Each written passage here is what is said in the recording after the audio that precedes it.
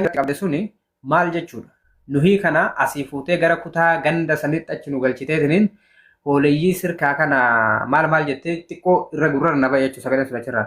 Wanna kana hoo akkamitti yaaddee akkana jechuudha. Ayii galatti nu geessi kabajaan osoo si gaafanne. والله لازم أبدي أنا تقولين كنا قبلني وما كنا قبلني يوجدين ما لك نادي بسنة جيتا سيقولي ولي أنا ما لك أبدي أنا تركون قبل أنت ربع ملو أنت تركون قبل قارو وجولين برايبتي أتي باليو ولي ناسا جرا دي مسير كاتي ما تجيسك أتي باليو ولي ناسا برايبتي يعني مالي في ترجع برايبتي ألين دي تيك توك لاي برايبتي أكمل إرجعني أفمي أكمل إرج إسانو Misalnya beli seram sih. Meja tu komputer kabat tu. Usmi dakin. Makanya Ramzan. Oh no. Koi, ana fatis tu di nasatin ture. Ramzan tu atak aku bangkap tu. Lagi ana fatis tu di nasatin ture. Ana yu fatisnya mafaknya fi Ramzan agenda berbadan anjennanin rakko hinkabu. Ko tu bira seni waan isin jiddu jiru laalle hawaasa kana lemmu fatee koomantinu waasin jira jiraniti walitti nara arsina kabajaatitti jedhe. Sigalte anaanu Ramzan anje de male ujolen sirkaatun agenda barbaaddin jenne isa bira dhaqee maaltu waan kana jechisiisu isa fide anaanu maan jedhin okay CNN Ramzi barsani waliin naasu bar umara nabber Fatisha me koy Fatisha Sani miti waliin galu amma yoo isin amanuu dha ta'e sagalee itti qabee waan inni naa deebisu ni dhageettan jechuma kana yoon an jenneeni waan inni naan jedhu already Chululle jinni rabdi chululle tin jedhe amma katette kun baaliyo na akkana barbaadda waan akkana beektan isin waan kana jala malee hin fiiddan numa waliin jenna kun normal no as jalaan immoo kan badaleessee fi isinii miti already yoo kaabaliyo no ka garbiraa ta'uu danda'a amma wal qoodinsa akkasii sanii yoo isin fudhadha garuu wama waliin jedhaa oolu guyyaarra wama waliin barreessaa oolu kun amma dubbii gootanii mee baaliyyoo koo yeroo dhiifama mee yeroo wanta akkasiin jedha dhiifama guddaa naa godha olii kaasee haga gadii baaliyyoo usmee nu Ramzi dhiifama guddaa naa godha oo belleesseef dhiifama afmii dhiifama waan sanirra ta'e dhiifama caalinjuumi ani immoo Lali dubbii akkana xaxan kana beeku matan dhukkuba saniif aara digalee dhiifama jedhee belleessee muuze dhiifama jiru sinigalee bakka eega kutaa namni dhiifama jedhe bilchina sammuutiitis okee bakka jedhee jira kuni waan ifa jiru eega dhiifama jedhee immoo kalaas dhiisa ilma kee obboleessa kee dhiifama ijoollee asiitii dubbattanii baaliyyoo maaliif kuwa jedhee haasawuu hin beeku sirka ta'uu kiyyasi ifa si gochuuf beeku sirka ta'uu kiyyas anaa fi ana bichatu beeka yookiin ana achi miti sinigalee ajandaa fi ganda wanti waliif fidu hin jiru qoqqooddi ganda ammas hoo Ramzan sirkaan bakka hin bu'u yoo sirkallee ta'e garuu hoo dhalataa sirkaa ta'ullee ragaan isin qabdan hin jiru Fatisha akkasitti dubbachuu qabda ture baga immoo piraayiveetii ta'e atillee immoo dhiifamallee gaafachuu dandeettu gaafatu dandaa fidee miti ajandaa wallaahi badii miti mana tokko keessa na dhagahe Ramzi mana tokko keessa waliin gala wal taramna ganamaa galgala hima waliin jenna ka maalii jala hima jenna kana waliin sigale hangara biraatti hin fudhanne bakka an jecha hidhan kana hin beeku sigale isinamma dhiisu bakka dhiifama eega jedhee wani dhiifama caalee hin jiru gaafa dubbii kana ifnellee deebinee kutaa birootillee nummaan akkanumatti gandaa wal caccabsuuf wal cirachuu ta'a waan ta'eef namni miidiyaa gubbaa bahee gadhiifama jedhe kana caalaa wanni guddaan hin jiru akka amantiittis akka oromootittis dhiifamni mataa dubbiiti bakka eega dhiifama jedhee sagalee ofii ol kaafatee kalaas dhiisa wallahi lazim dhiisa bakka maaliif ummata shirkaa isin bal'ilaa gara laafume qon ummata shirkaa isin balleesse dhiifama kenne dhiifama erga jedhee ummanni asirra jiraami okay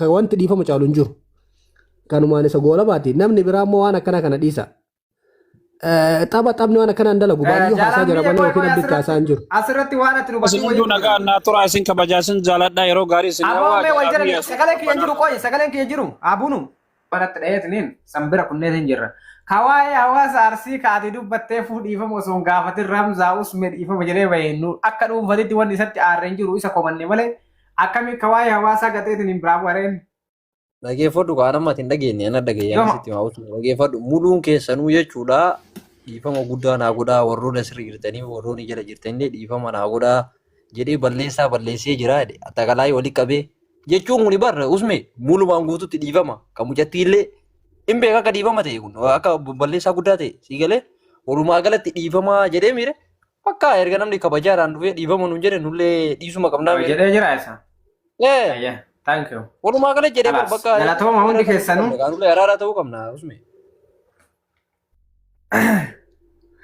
Injenne usme. Injenne. Rabbal kaaba injenne. Wallahi injenne ifam. Dembo ana sirka bakkan bunu si jamar waye sirka dubbi baliyon dubbi batabatu agenda sirka kesi fiti male injenne. Wallahi billahi injenne. Injenne ifam. Hay. Wae me sirka dubbi sani fi bar.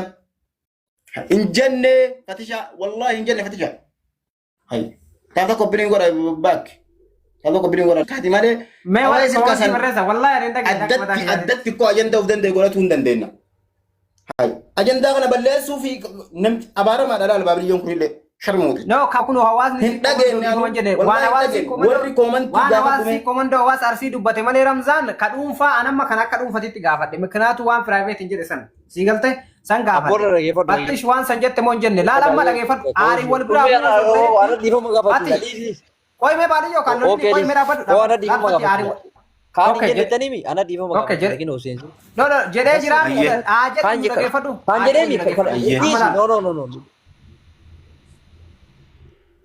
Ayye, dubbadha ayye. Qoy kabaliyyo qoy injajanii dhageeffadhu waa wayii gaafadha. Jedhee mi haa jedhu rakkoon qabu. Nuyyuu erga inni hawaasa kanallee dhiifama gaafatee jedhe kabajaan kolfinee wal biraa buuna akkamitti nu dhiitee takka maammadirratti gubbarraa fiigee bu'aaree maqaafatte yoo illee ana nullee dhiifama isaan jenna bar nullee bakka obboleessa. Dhiifama jedhaa dhiifama sila Fatisha maana matu barbaada maa utaadda mindinno. Sila baju jira ko Fatisha aga turii keessa jira waasiin hin jenne.